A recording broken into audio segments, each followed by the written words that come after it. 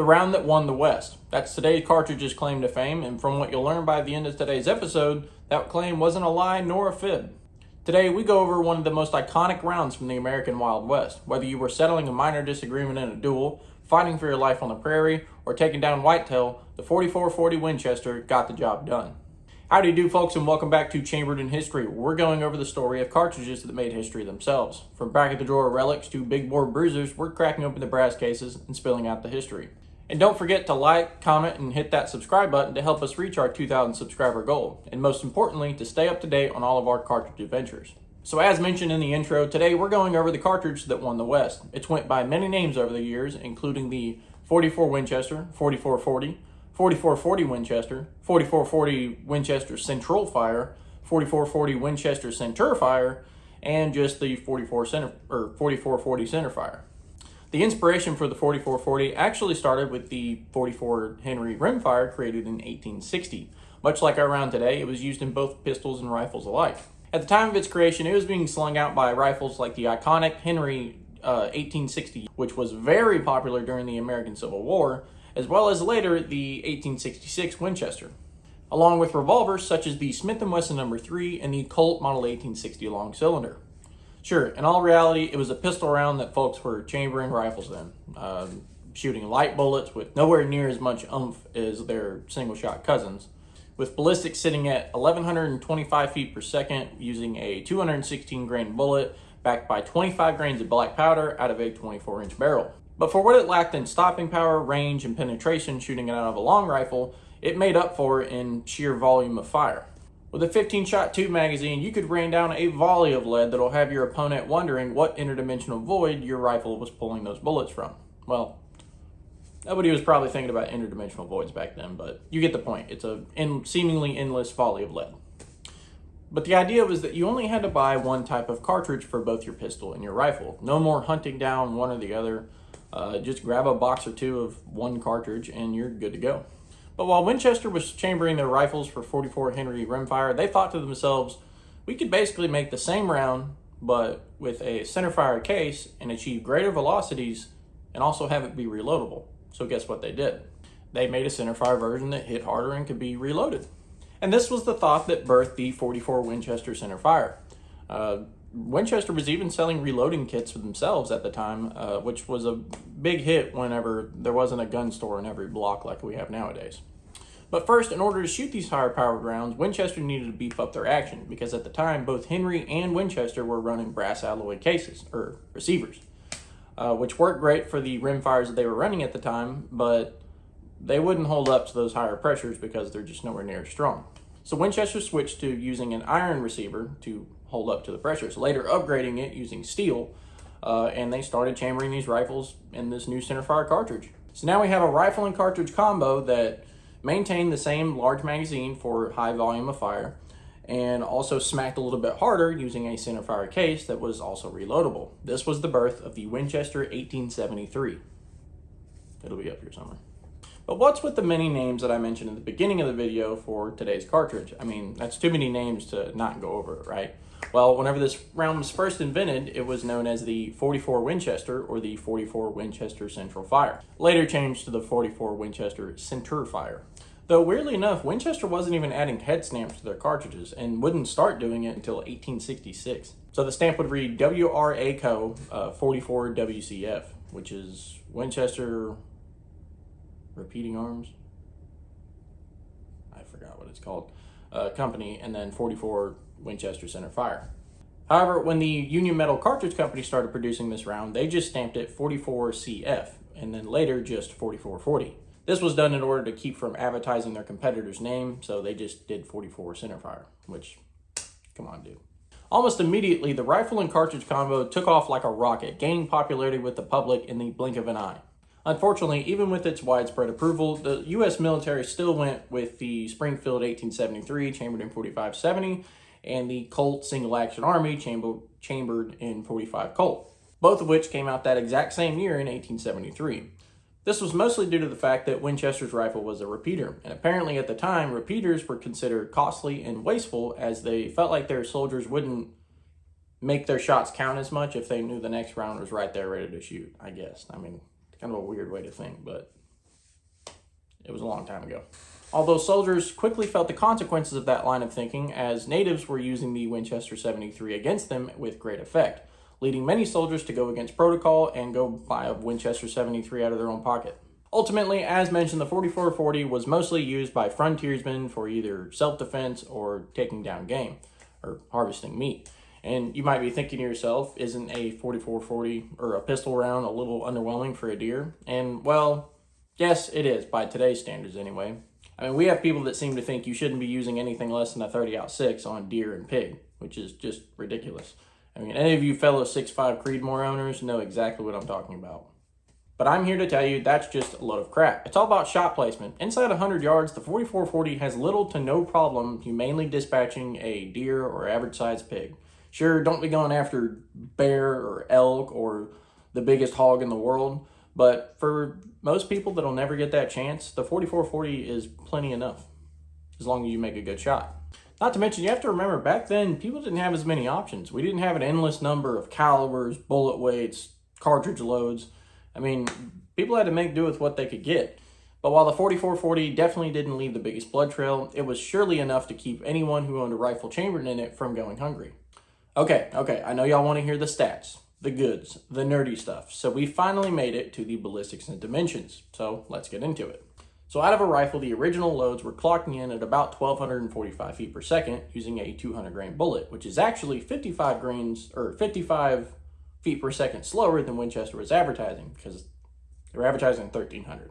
But with that bullet weight and speed, it was producing about 688 foot-pounds of energy, so not bad. Now, obviously, the lack of barrel length on pistols meant lower velocities, which is why we need to specify that this round only achieved 900 to 950 feet per second. Oh my God, that scared me. Using the same 200 grain flat nose lead slug, although producing a slightly lower 401 foot-pounds of energy. Now, we have one more that I'd like to add because not only is it a variation of the 4440, but it also comes with kind of a funny story. Kind of, depends on your type of humor. But I am going to go ahead and give you the name and stats of it, but we are going to save the story for later in the video, so stick around. Now, with that being said, here's the stats for the 4440 Winchester High Velocity. We're dealing with a whopping 1,500 feet per second using that same 200 grain flat nose lead slug, but this time producing about 1,000 foot-pounds of energy into whatever was unlucky enough to stand in its wake. Well, now that we know how fast it was moving and what kind of energies it was producing, how big was it? Well, I'm here to tell you. Starting from the bottom, we have a rim diameter of 0.525 inches, a base diameter of 0.469 inches, a neck diameter of 0.443 inches, a case length of 1.305 inches, a bullet diameter or caliber of 0.427 inches, and an overall length of 1.58 inches. Wow, what an absolute monster of a cartridge. So what about the weapons that were delivering these little pills of destruction? Well, we already went over the 1873, or Winchester Model 1873, but there's another rifle, one that's possibly even more famous. I think y'all know what I'm talking about. That's right, we're talking about the Winchester Model 1892. See, the Model 1873 was becoming outdated at the time, so John Browning was commissioned by Thomas Gray Bennett, the current vice president at the time of Winchester, to come up with a more robust and compact design. John responded, telling Bennett that he would have the rifle done in a month or it's on the house. John came back 2 weeks later with a working prototype of the Model 1892, which is nuts. That dude's a genius. We all have him to thank. This new model featured many notable improvements, most importantly being its lightweight, compact size, making it ideal for shooting while riding, like on horses, which was pretty important at the time for cowboys and frontiersmen who were constantly riding horses and getting in fights on their horses. Not to mention the dual locking bolt design, which minimized jams and misfires, as well as the new stronger receiver. In fact, remember that story I said that was around the 4440 high velocity? Well, the high velocity loads were made in 1903 with the head stamp 4440 WCF WHB M92, or the 4440 Winchester Centerfire Winchester High Velocity Model 1892. Good Lord, that's a mouthful either way, ain't it? But this round was only made to be used in the newer, more reinforced models with the stronger receivers. The Model 1873 and older revolvers just couldn't handle these loads. And even though Winchester specifically told people about this, they said, do not use these in the old rifles, they can't handle it. What did the public do? They did it anyway. So a lot of people lost fingers and lost eyes because they were too dumb to read or didn't know how to read, or just didn't want to listen and thought, it'll still work. Leading to, after a short period of time, the high velocity loads being discontinued, strictly due to Darwinism. But with that aside, the Model 1892 quickly gained popularity, with Winchester producing over 1 million units. However, between the Depression and World War II, they did suffer a loss of sales, especially when they started pulling back, or rather halting production to assist in the war effort. Then we had our handhelds, our pistols, our quick-drawing machines. Starting with probably the most famous pistol of all, the Colt single-action Army, originally chambered in .45 Colt, but eventually in 1877, Colt started chambering the single-action Army in .44-40 Winchester, calling it the Model P. Mostly due to the incredible success of the rifle and cartridge at the time, they wanted to add the added convenience of having a rifle and a pistol chambered in the same round, just like with the .44 Henry.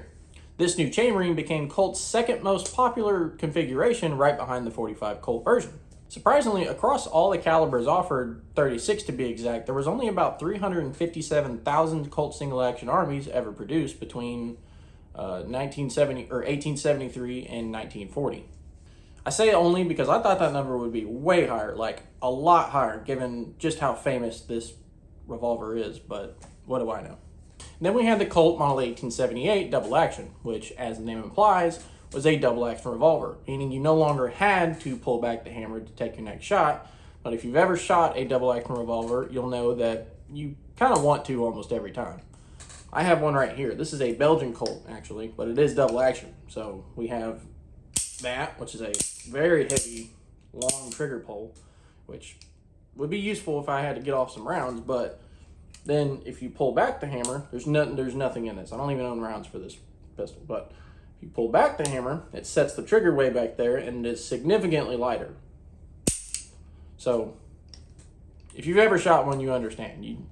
I hate shooting double actions like double action. It's gross. But I do like this thing. I got it from a buddy of mine, and it's pretty cool. But it is a Belgian Colt, so it's nothing super special about it, but it's still a piece of history. This one's actually 38 Smith & Wesson, I think. Yeah, 38 Smith & Wesson. But yeah, it's pretty cool. But even less of this model were made, as there were only about 52,000 units ever produced between 1877 and 1907. But just like with our single-action Army, the double-action was very often found being used in tandem with our .44-40 Winchester rifles for the exact same reason, ammo compatibility. Now, we can't forget Smith & Wesson with their Model No. 3s.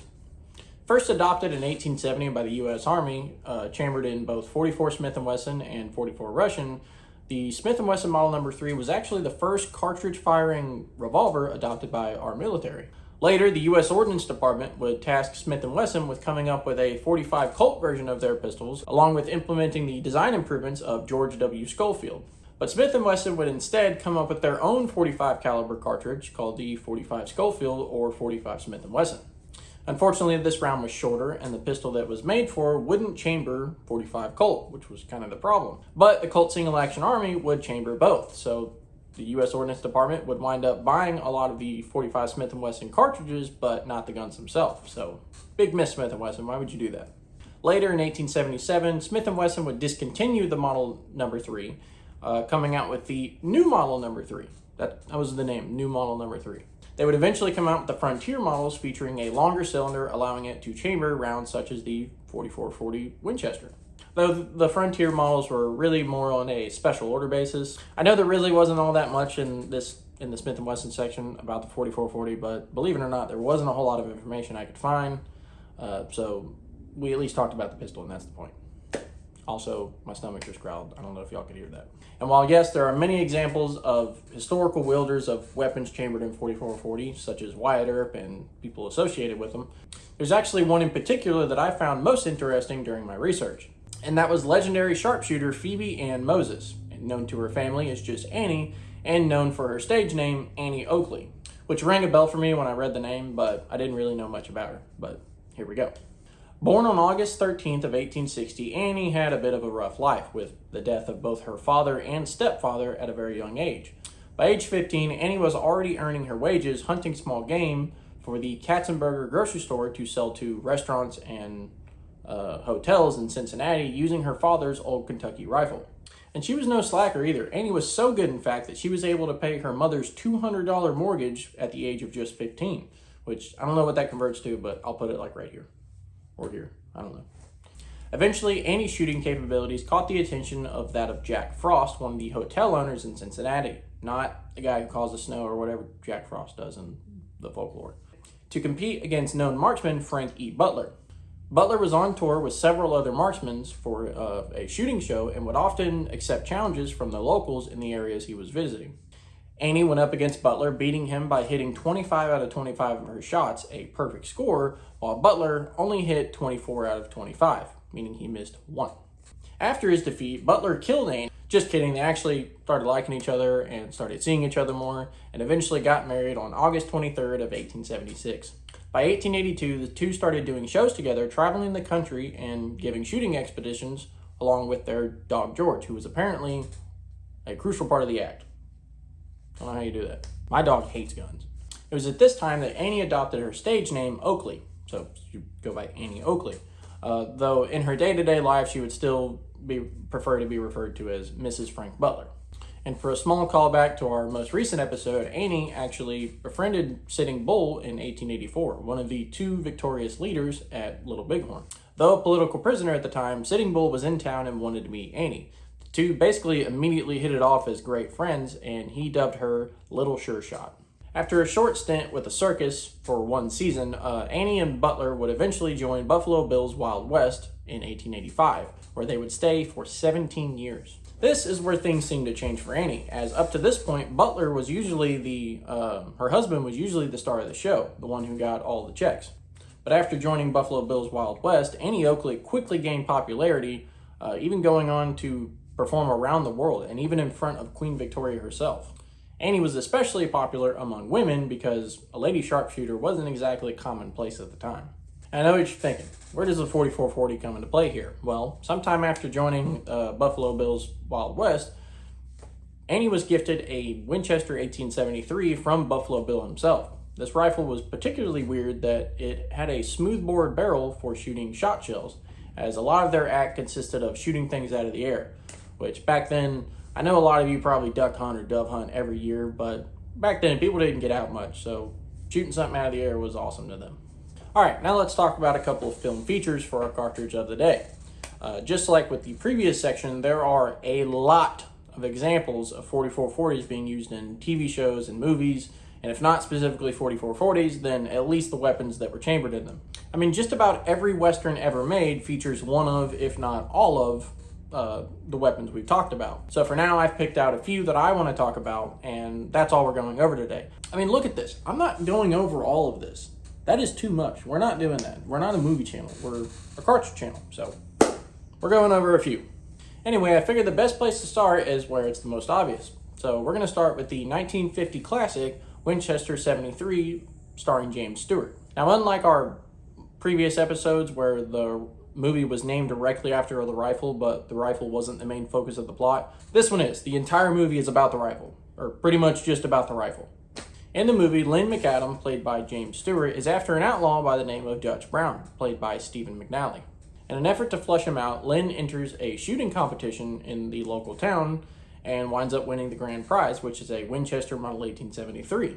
Unfortunately, Dutch steals the rifle and takes off with it, and in a nutshell, the rest of the movie is basically about Lynn chasing Dutch across state to get the rifle back, and it pretty much ends in a big firefight. At least, that's from what I could gather. I've heard it's one of the best Westerns ever made, like ever, and I'm definitely going to have to give it a watch here soon. One of the other pieces of media I'd like to mention is actually a TV show, and one that I've actually seen. And that is the 1958 TV series The Rifleman, starring Chuck Connors. In the show, Connors' character, Lucas McCain, is a widowed rancher and skilled marksman doing his best to raise his only son, as well as fighting off dangerous desperados in New Mexico. McCain's rifle of choice was a modified Winchester Model 1892, chambered in .4440. The modifications to the rifle included a large lever loop, as well as a screw that would actually set the trigger off every time he would close the lever, allowing McCain to let off a rapid string of shots in quick succession. Honestly, my favorite part was just the intro, where he would be walking and he would da, da, da, da, da, da, da, and he'd shut off like 15 rounds, and then he would start reloading it while the narrator's like introducing him and stuff. It's pretty sick. Just pure Western awesomeness. And the last one I'd like to mention is the 1956 film The Searchers, starring none other than John Wayne as Ethan Edwards. In this movie, Edwards returns home from the Civil War when his brother's family are both killed and abducted by Comanches. Edwards receives word that both his niece and his adopted nephew are still alive and embarks on a dangerous quest to bring them home. The flick actually features the Winchester Model 1892, the Winchester Model 1873, and the Colt Single Action Army, which, unfortunately, none of those had been invented yet, as this movie is set 3 years after the Civil War. But hey, it's still awesome, and it's John Wayne, so we just kind of let John Wayne do whatever he wants. In the modern day, 4440, surprisingly, actually isn't loaded much hotter than it was when it started. Well, except for one manufacturer, but we'll get there. We really don't have all that many options. It's still being made, but if you go to midwayusa.com, there's only like 9 options, so not a whole lot. But here's a few examples. We have the Winchester rifle loads producing anywhere from 1,100 to 1,200 feet per second using a 200 grain bullet out of a 20-inch barrel. Then we have the Winchester handgun loads, which were producing about 700 feet per second using a 225 grain bullet out of a 7.5-inch barrel. We also have Hornady, who uses a 205 grain bullet to get about 750 feet per second out of a 7.5-inch barrel and about 1,000 feet per second out of a 20-inch barrel.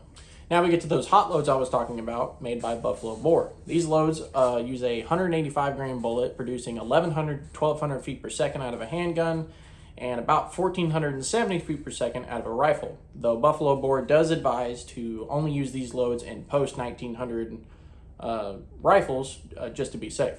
At the end of the day, the 4440 Winchester is over 150 years old and is still being produced today, much like the 4570 in terms of longevity, but severely lacking in the popularity department, as many more people have or just know of the 4570.